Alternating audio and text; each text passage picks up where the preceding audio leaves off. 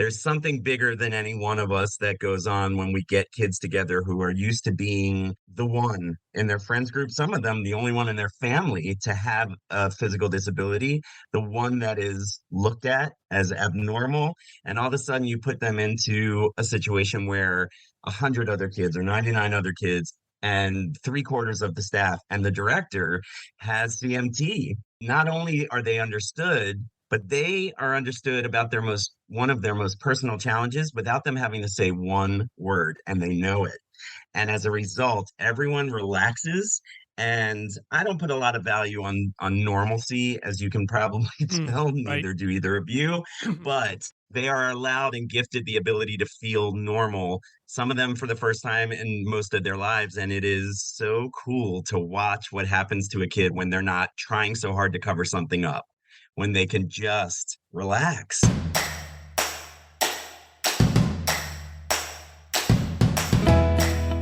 Hello, everyone. This is Chris and Lizzo. We are a brother-sister team. On behalf of the Charcot-Marie Tooth Association, a.k.a. CMTA, we are coming at you. Coming at you from coast to coast. I live in California and Chris is in Vermont. And this is another cool and far-out episode of our Unreal podcast named what, Lizzo? CMT for me. That's CMT, right. The number 4, me. A groovy podcast dedicated to those with CMT, giving them a voice in the community to share their stories, good or bad, successes, challenges, and much, much more. We have a lot of fun, don't we, Lizzo? Isn't this great? Yeah. And this podcast is a gas. Can you dig it? Why are you pulling all these words out of the 60s and 70s? You're just being weird. I'm like thrown off. I can't even focus. Hey, sis, listen. Don't come unglued, all right? No need to flip your wig, girl. Just mellow out, sister. Peace. Right on. Okay, I'll just try to hang loose. Just trying to dig this vibe, man. All right. As usual, you are now being very weird. But I will pose a question. What do you think when I say Jerry Garcia? Oh, yeah, that's a Ben & Jerry's ice cream flavor. No, that's Cherry Garcia. Yeah, Cherry Garcia. Shoot. Oh, is that named after Jerry? Who's that? Jerry Garcia from the Grateful Dead. You were never a deadhead then. A what head? Deadhead. I don't know what that means. Oh, my God, listeners. A deadhead? Like she a is head hopeless. That's dead? A hopeless case. One more try. Name this band, Lizzo. Trucking, got my chips cashed in, keep trucking like the Doodah Man. Coldplay. Oh my God, this is a Grateful Dead. All right, enough's enough, sis. Okay, let's move on to today's guest, Mr. Jonah Berger, a true deadhead. Jonah has been a longtime friend. I just sent him a video yesterday of him talking at a support in action group at the time. Oh, yeah? Cool. It was like 11 years ago. And Jonah was sitting there. I didn't listen to the whole thing, but he was just getting started. I'm sure you were with the CMTA before him, but he's a poet. He's an artist. He's working for the CMTA, but actually I'd like to give the microphone to Jonah Berger to tell us what your role is at the CMTA, what you do, and who you are.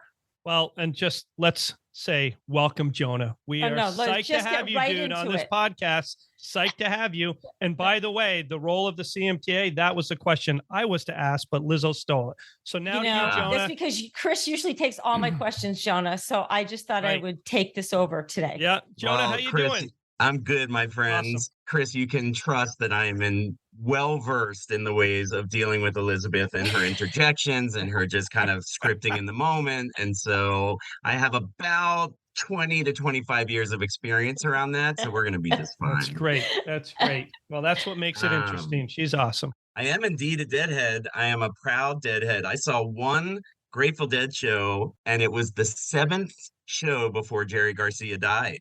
So I caught it at the very, very end, but it's a day that changed my life and my taste in music and got me started on a path that continues to this day. That's cool. Very cool. I've never seen the Dead. Never had a chance to do it. So they were an experience. Bob Dylan opened up for them that day. It was a pretty cool day. My role at the CMTA, my official title is the National Youth Programs Manager. Mm-hmm. And so to boil that down into human talk, I run the youth program and am responsible for working side by side with the team and with the leadership of the youth to come up with programming and offerings for the youth, connecting the youth throughout the year, and then the big shiny diamond at the top of the mountain, Camp Footprint, every year. That's cool. And how long have you been with the CMTA? That is an interesting question. I don't know the exact date, but I'm going to estimate. And Elizabeth, you'll have to see if I'm doing it accurately. I've been full time now for about 2.5 years, going on 3. Okay. I have been part time for 7 years, 7.5 years. And I have been volunteering or a part of the organization for, again, upwards of probably 20 to 25 years. I don't know, Jonah, between you and Gina, I'm like, I've been at the CMTA for 20 years. And she's like, oh, I've been a lot longer. And you're like 25 years. I think you guys are exaggerating, both of you. What the hell? Everyone was here before me. Yeah, right, well, right. No, I don't think I was here before you. So then I'm going to change my answer to 19 and a half years. Thank you. That's like that. Much better. You're so much easier than Gina is. Well, right. that's an easy statement. So good point there. So Jonah, how did you stumble upon the CMTA? Was it you heard about a support group? Yeah, Elizabeth, as Lizzo says, literally. Fun. I remember the very day I went to a patient family conference in Washington, D.C., and my mom had signed us up to go, and I went with her, and I met Gina Sweeney that very day. That was my first kind of true introduction to someone official with the CMTA. And Jonah, I was there that day. I just want to tell you. Yeah, I'm aware you were there, okay. But I'm getting there, Elizabeth. So I met Gina when I first arrived at 9 a.m. in the morning. She was the first one I met. Of course she was. By the end of the day, I had also met Elizabeth, who also blew my mind. Did I get it right? And keep in mind, Lizzo doesn't get up at 9, so you probably met her late afternoon, 3 or 4. As probably thousands of people out there could easily agree with me, Gina's enthusiasm and passion for the mission was infectious. And by the end of that day, I had met many people through the organization that just impressed me with their grounded nature in what they were up to and the fact that they weren't afraid to have fun and laugh while they were doing it. I caught that day one. And I would say that from then on, it was just trying to volunteer or help in any way that I could. And the rest kind of took over organically. Yeah, that is cool. And I always think it's good for our listeners to know. So you can just tell us what type of CMT you have and some indications of your existing symptoms and whether those have progressed over the years or where you were 10 years ago. Tell us a little bit about that history. I have CMT1X, as does my mother, as did my grandmother, as do 2 of my aunts, and 3 total out of 9 cousins on that side of the family. I have 2 kids now. I have a 3-year-old daughter who does have it. I have a 3-month-old son who does not. We know this because with CMT1X, for men, such as myself, every daughter I have, I'll have given my X chromosome. Therefore, she will have it. Every son I have, I'll have given my Y, and he will not have it. So we didn't know what we were having both times, but when they showed themselves to us, we knew right away if they would or would not have CMT. I would say that my overall affect is pretty balanced. I'm quite an active person. I bike a ton. I've done a lot of hiking and crazy things physically in my day. I am noticing in the last few years, especially in the last year to 2 years, that I'm having more trouble with balance than I did before. And as Dr. Shai explains it to me, that is not necessarily at my age the progression of CMT as much as it is CMT working with an ever-aging body. So the same level, you kind of plateau at a certain point in my case, but as I get older, that same level will appear to be more severe because I'm getting older. So Jonah, I was reading your book, The Strangest of Places. Is that the whole title? The Strangest of Places, which is a Grateful Dead quote. Oh, it is. That's awesome. Once in a while, you get shown the light in the strangest of places. I am just reading that and just devouring it. I've learned a couple things about Jonah Chris. He was traumatized at a young age by a very mean teacher who brought vegetables in every morning and cut them up. And so he never eats healthy. He's never even eaten celery. Okay. So I was just like, oh my gosh. He sounds like our friend Tim Williams, who doesn't eat any vegetables. That's right. Anything green. And then I also learned that he was a handful. It's fun reading his stories. And he loves nature and he's out camping, but you never mentioned CMT in this book. I'm halfway through. You haven't mentioned it yet. All I know is your father's chasing after you, you jumping in your room, locking the door, he's grabbing your foot. I mean, there's no mention of like, oh, I like hobbled over. So I was wondering when you were younger, did you have any symptoms and how that went? When I was that age, no, I was pretty quick, or else he would have caught me. No question about it. You did not raise your voice to my mother when you were in our house, and which is a good rule now in retrospect. But my biggest concern, being the pickiest eater on the planet, was what was going to be for dinner every night. And so I would call out to my mom, Mom, what's for dinner tonight? She had her canned answer. You'll find out when you get to the table, which is like, for me, you'll find out in an hour if you'll eat or not. Like, I wasn't having that. So one night I had it. I don't know how old I was. I was probably 8 or 9. I said, Mom, what's for dinner? She said, you'll find out when you get to the table. And don't ask me what came over me, but out of my 9-year-old mouth, I said, Mom, what the F is for dinner? And all I heard was boop, boop, boop, boop, boop, coming up the steps, my dad's giant feet, and off I ran. And I managed to make it to my room and close the door and push my bed against the door before my dad got to me. I didn't really start showing symptoms per se until I was closer to 13. That's when I really could tell that my feet were getting a little weaker, that I was having a little bit of trouble, doing things that should be completely normal for a 13-year-old. And then by the time I was 15, you could tell in pictures of the way I walked in videos that I was stumbling more, for sure. And Jonah, were you engaged in sports when you were in school? I was. I played soccer for a few seasons as a kid. Mm-hmm. He ran track so he could run faster than his dad. Yeah, no, I never ran track. God only knows. They would not let me near the track team.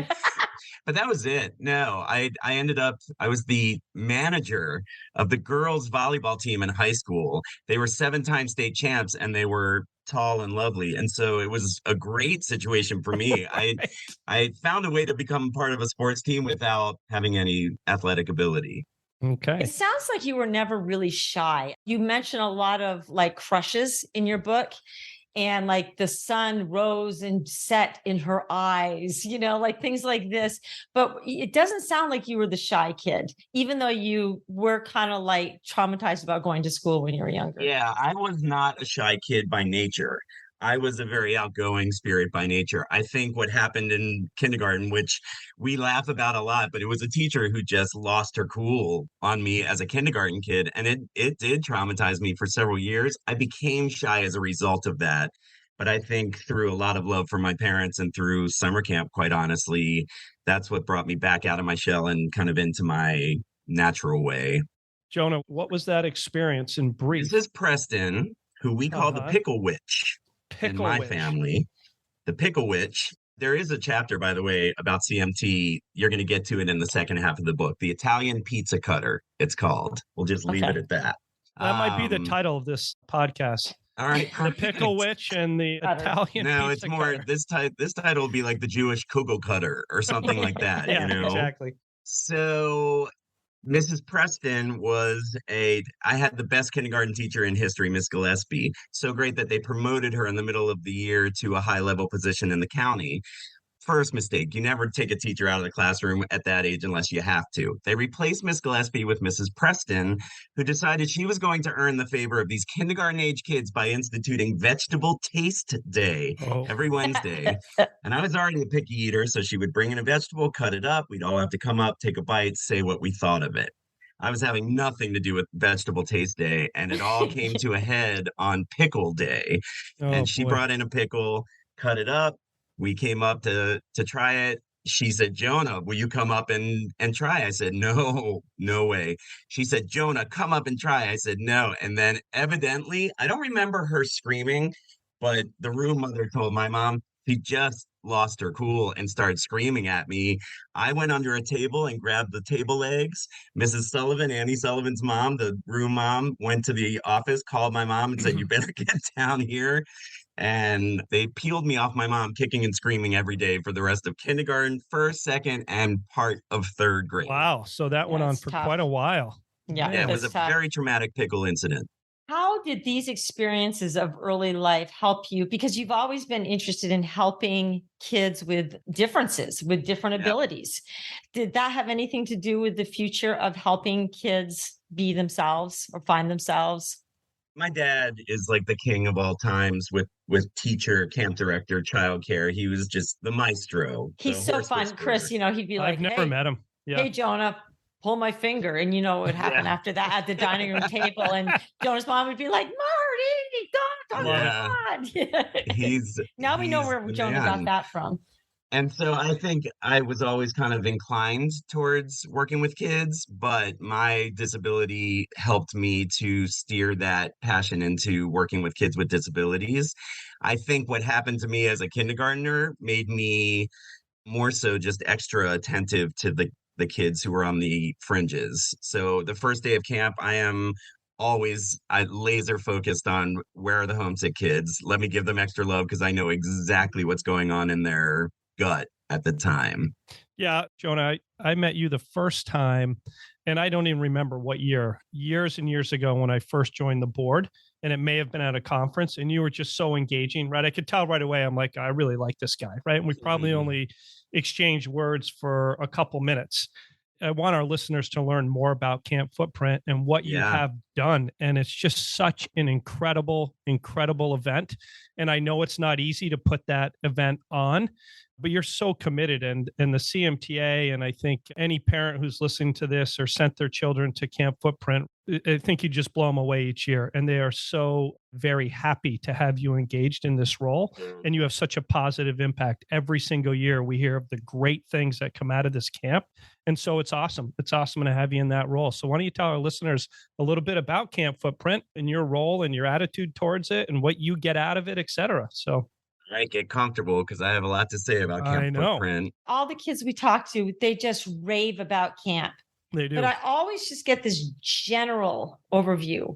No one knows what goes on at Camp Footprints. What goes on at Camp Footprint stays at Camp Footprint. So I'd like some of the inside scoop. Yeah, and I think you're right, Lizzo, because there are, I'm sure there's instances or what a child comes up or a teenager and they say something to you, Jonah, or you can just really experience what they're going through and their expressions. And you're right, Lizzo, we don't hear too much about that other than everybody raves about it and it's so awesome. And the parents have been positively impacted and the kids, et cetera. So yeah, give us the inside scoop.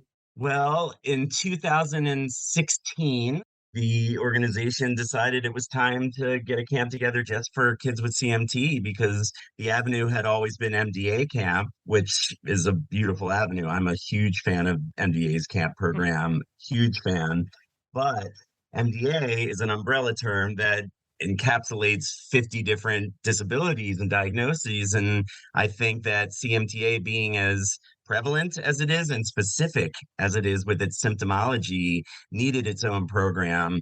And they happened to have someone on their advisory board, myself at the time, who was a camp director his whole career with CMT and used to working with the kids with CMT. And so thank goodness it was a no-brainer because it is the greatest joy I've ever experienced professionally in my entire life.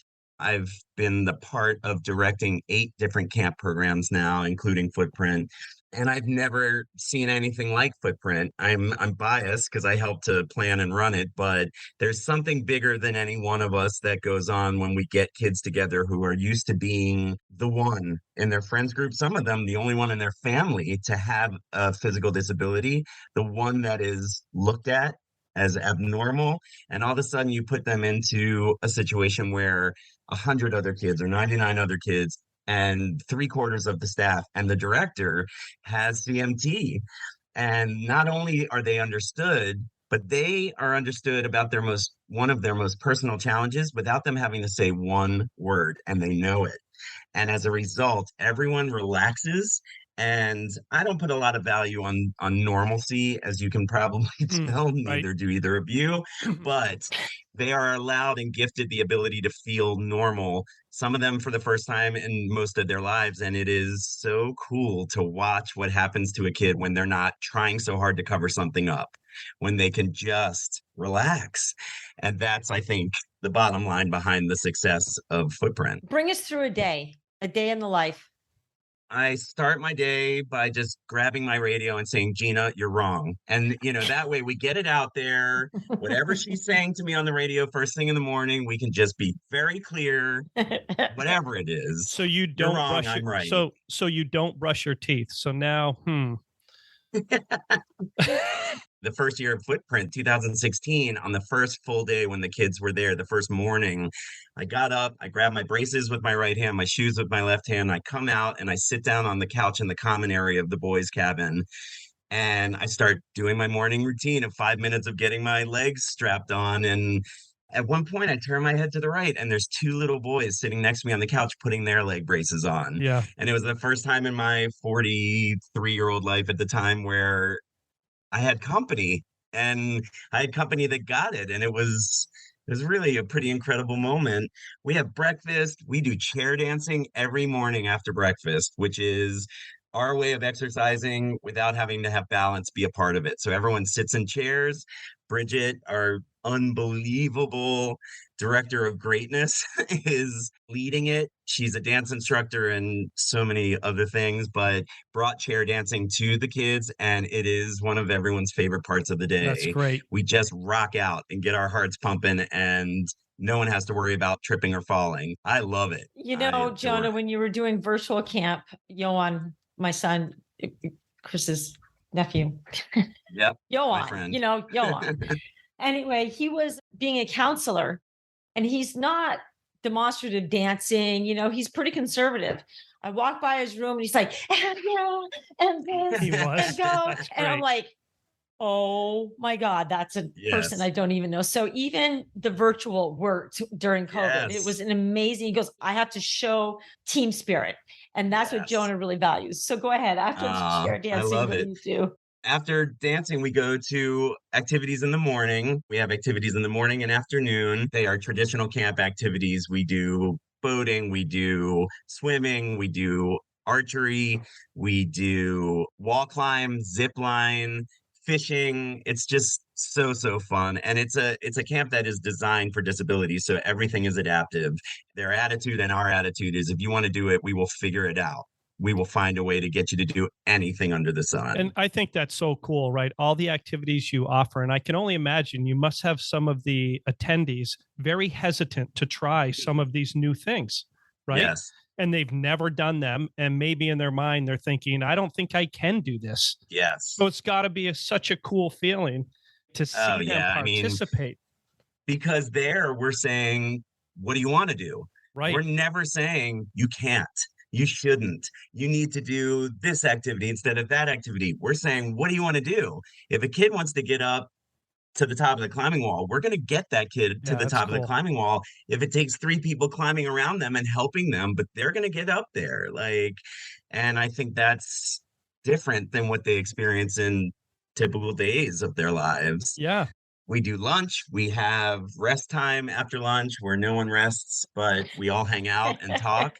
I think, honestly, my favorite activity at Camp Footprint is sitting around and talking to the kids, to the other counselors. It's as important a part of our day as any other part of our day, because the whole goal here is connection, tapping into the understanding you get from these other people. So we don't want you just running around the whole time doing activities. We want you balance between running around doing activities and sitting there and just talking or listening as other people say things that sound like they've come directly from your own experience. We swim in the afternoon, which is so fun. And then we do dinner, and then we do an evening activity every night. And the evening activities are always a blast. We have a dance, we have a talent show. Usually at one point or another, we do a campfire the first night of camp, where I do a drumming circle with everyone and we sing. And it's so engaging. Oh, man, the entire week. Yeah, unbelievable. And one question I want to ask, and Lizzo, I'm not taking over the podcast, and then I'll let you dive in here. I'm wondering what you have learned as a result of being engaged in Camp Footprint, more kind of about yourself. And I think about that every year when we put on the Cycle for CMT event from the first year, kind of when I went into it.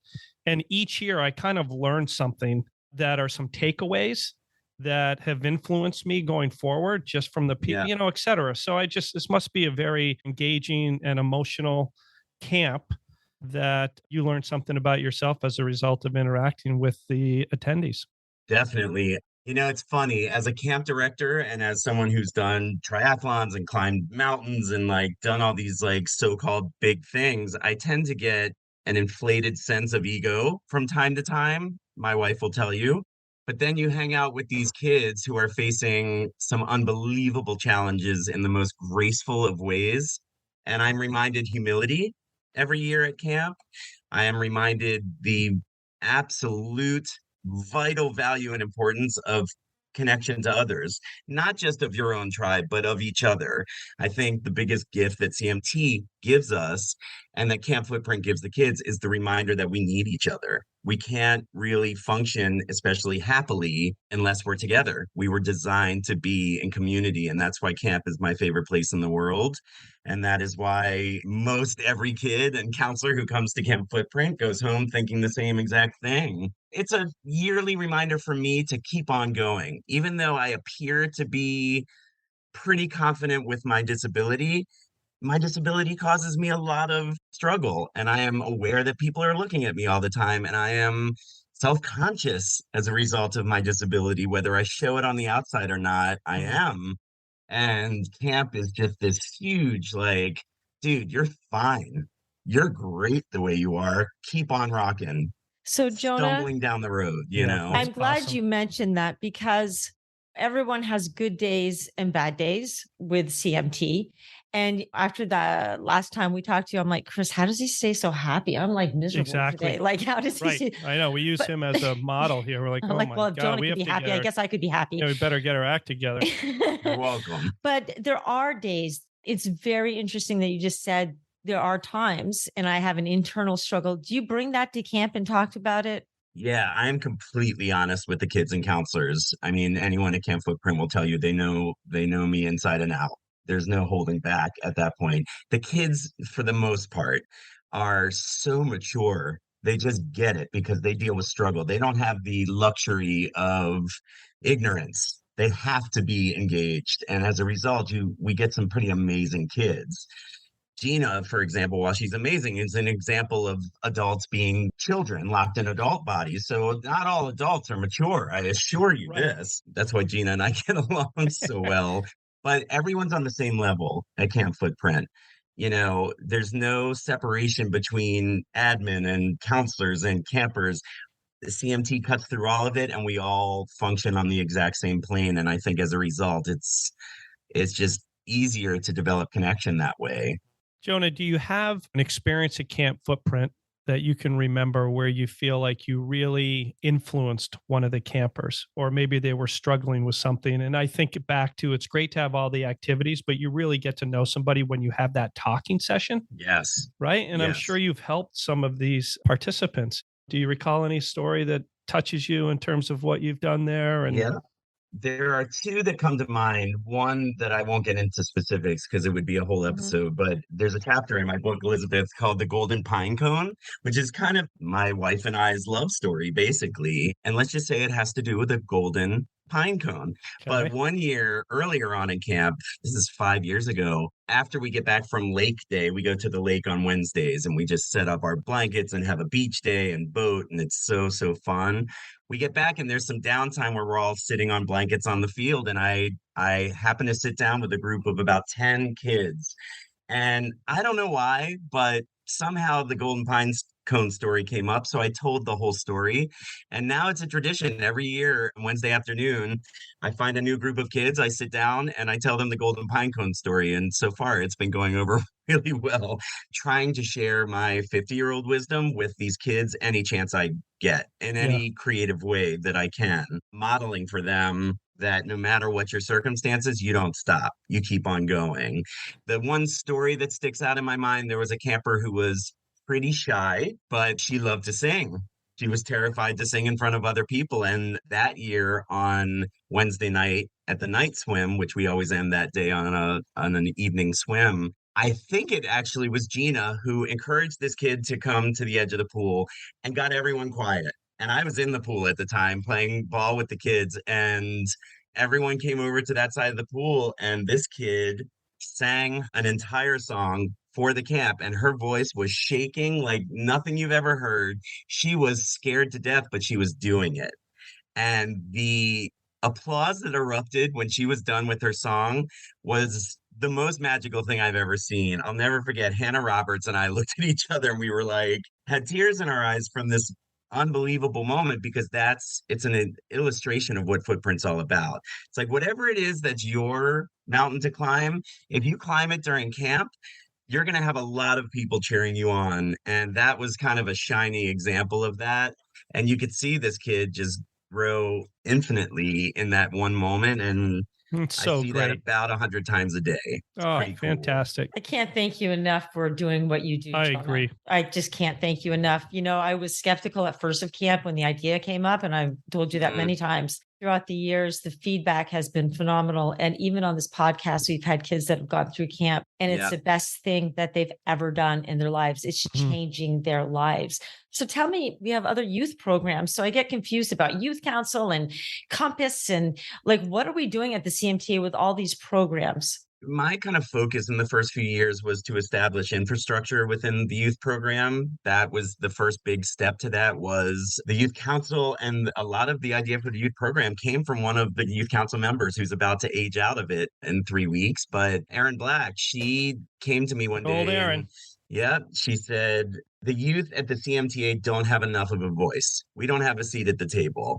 And I said, that's something that ought to be fixed and is fixable, because I knew that the adults of the CMTA were heart-filled. Like, you just have to push.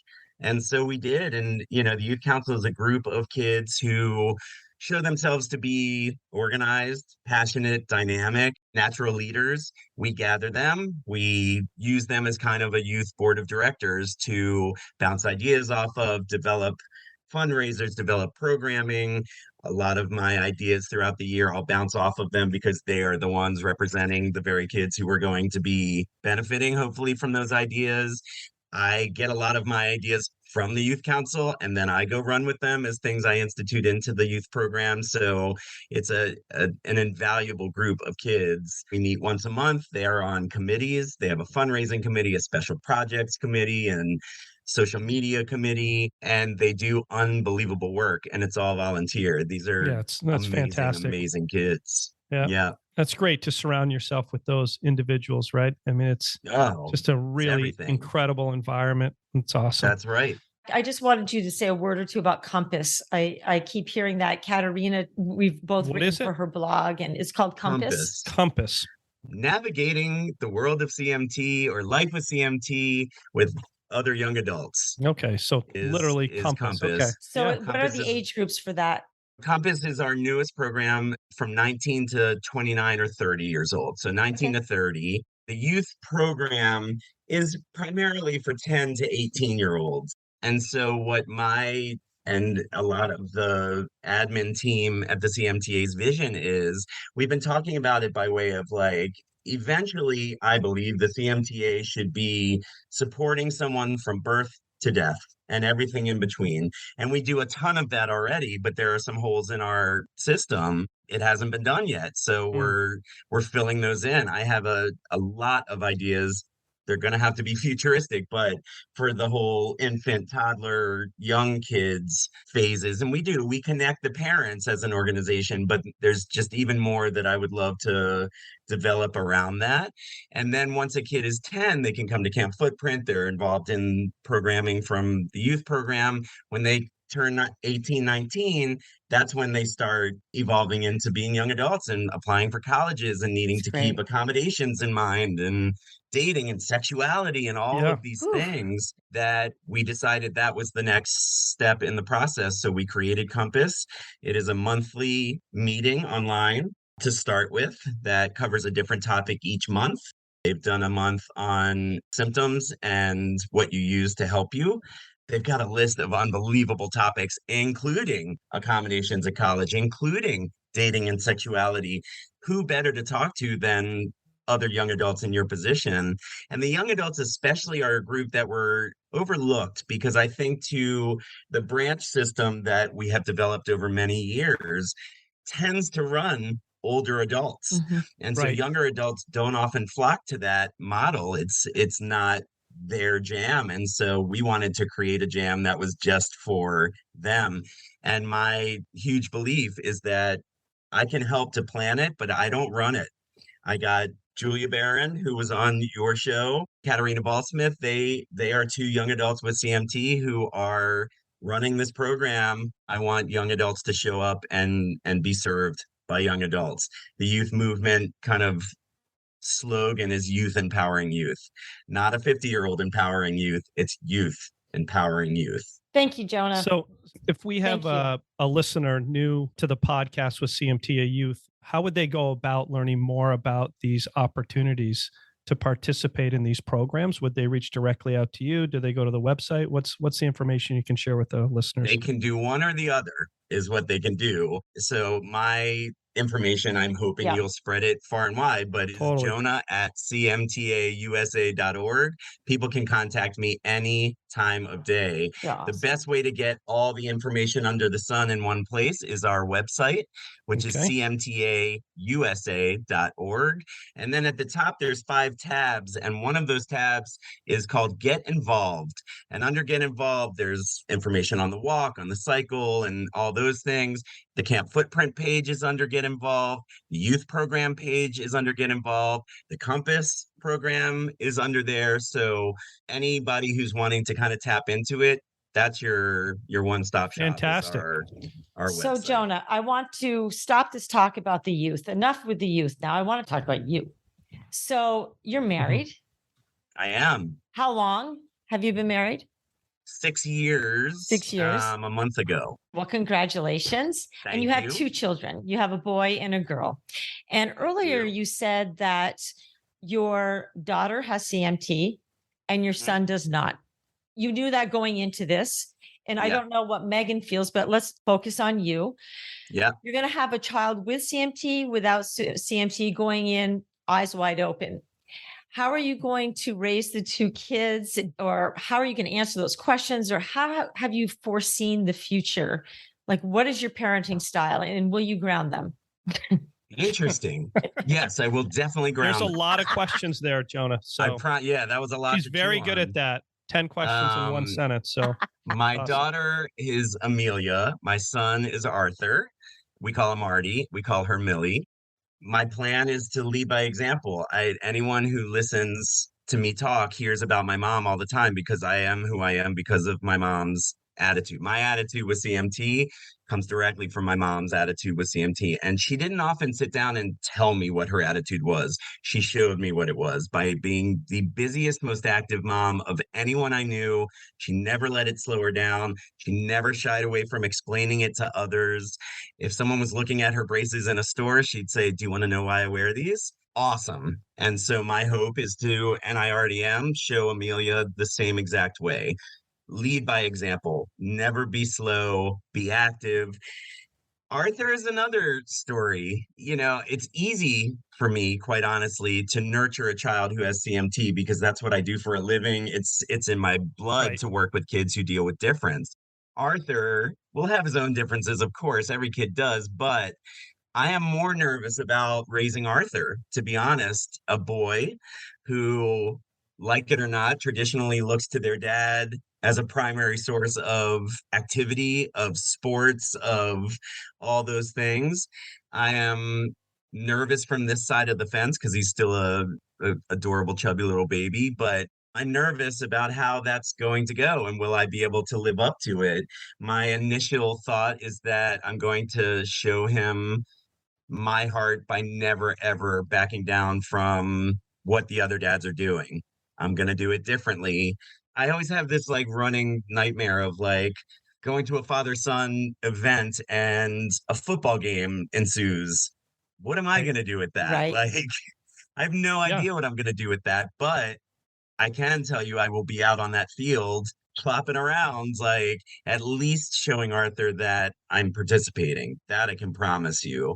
And, you know, that kind of attitude is what I'm taking to everything with him. I also think my wife has a sister who has pretty profound disabilities, an older sister. And as a result of growing up with a sister who had disabilities, Megan, who does not have any I mean, she's type 1 diabetic, so she knows her way around challenge, but she does not have a physical disability, but she understands it.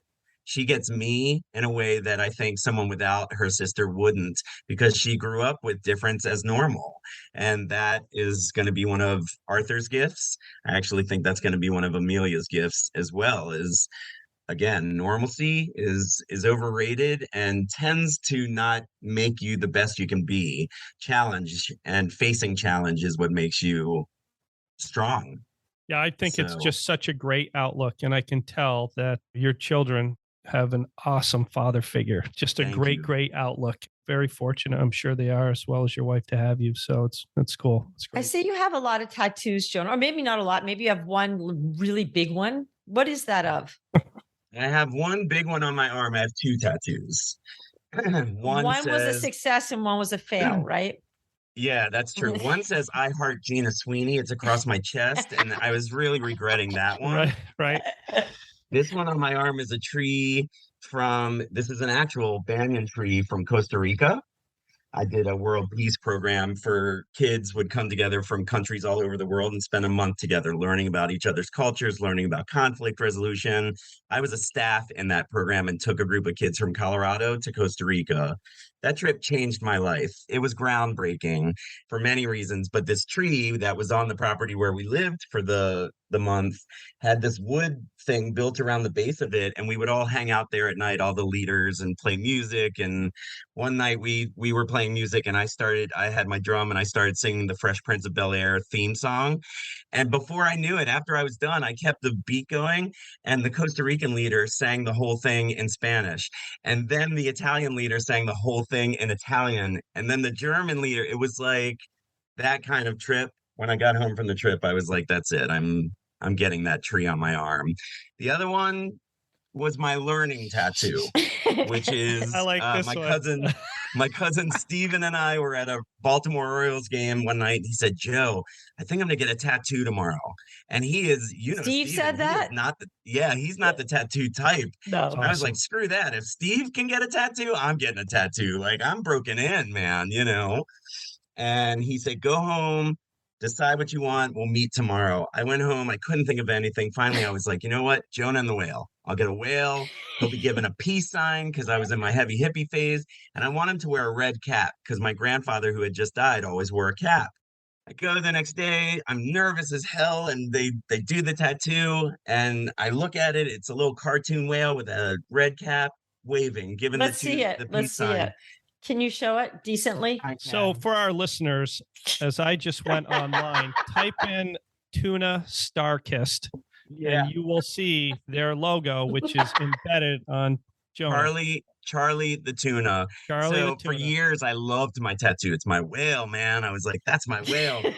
One day I'm camping years later in Colorado, and I come out of my tent in the morning and I don't have a shirt on. My friend Jim goes, "Hey, what's that?" I was like, "Oh, that's my tattoo." And he goes, "Let me see." And I was like, "It's my whale." And I show it to him. He goes, "Yeah, that's not a whale, man. That's Charlie the tuna." And I was like, "No, I hate tuna fish. So do I. Hate tuna fish, man." Oh, it's so good. He pulled out a can of Starkist. He's an Ironman triathlete.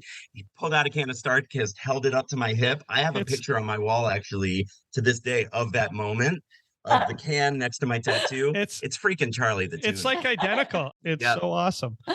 It was pretty interesting. I heard you say, "Oh, I've climbed mountains. I've done all these things." But what's the most challenging adventure you ever had? No question is marriage. I'll tell you that. Interesting. Straight up front. Parenting is giving it a run for its money. I would say that if my wife and kids were sitting in the room, and I'll tell you why. Because marriage is the hardest thing I've taken on by far. Parenting is now the hardest thing I've taken on by far. And as hard as it is, it's so worth it. I love my wife. She is such a pain in my butt, and I am to her.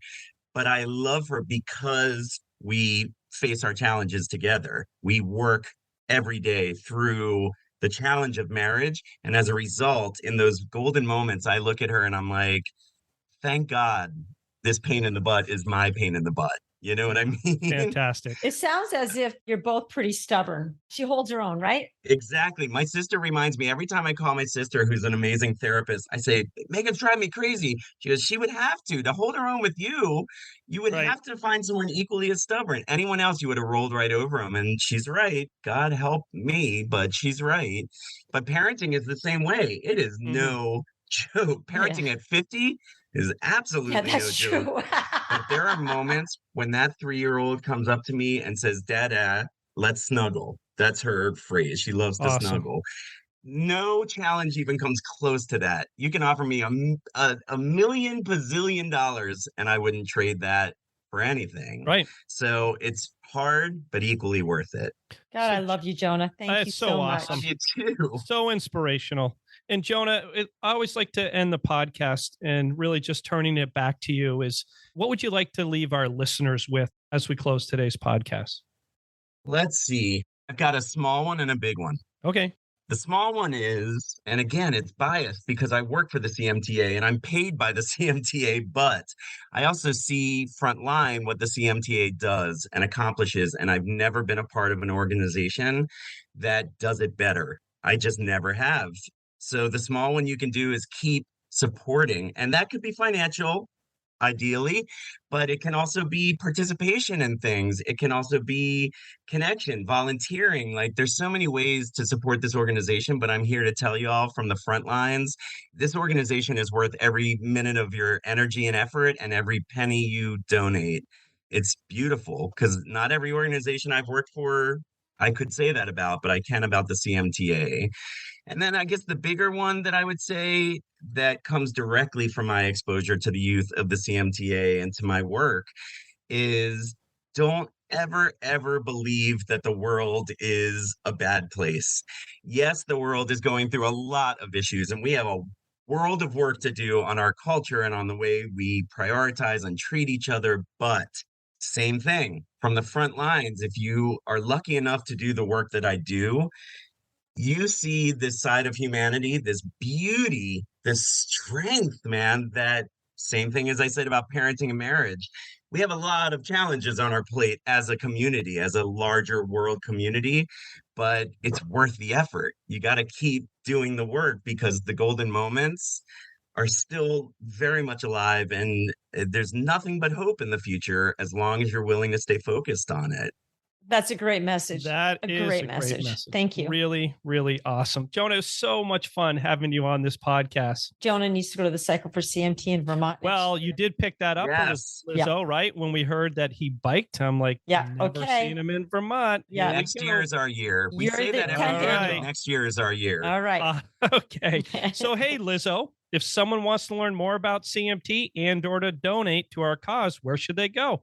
Well, obviously, CMTAUSA.org. And there is so much information on this website. And Jonas just told us where to go to hear about youth. You got it. Really, folks, go to the site, save this as a bookmark, and there is lots of information. You know what, Lizzo? What? Jonah commented on this a little bit, but it does. It takes a lot of money to fund research in order to find a cure for CMT. So if someone was so inclined to donate to our cause generously, please go to CMTAUSA.org. And to our listeners, do you have a good story? Would you like to tell your story on our CMT for Me podcast? Write to us, cmtformepodcast@gmail.com. Pitch your idea and we'll get back to you. We'd love to hear from you. And Lizzo, how would someone write a review of our podcast? Where do they go? I believe Apple Podcasts has a place for reviews. So we would love to get some more reviews on there. Definitely need those. Right? It encourages other people to listen to our podcast. It's great for marketing and getting the word out about CMT. Let's spread awareness. Easy way to do it. You got it. That's right, Lizzo. So listen, dude, I got a split. Yeah, I got to bail too. So great chilling with both of you. Peace out. Yeah, man. Peace out. Hey, thanks, Later. Jonah.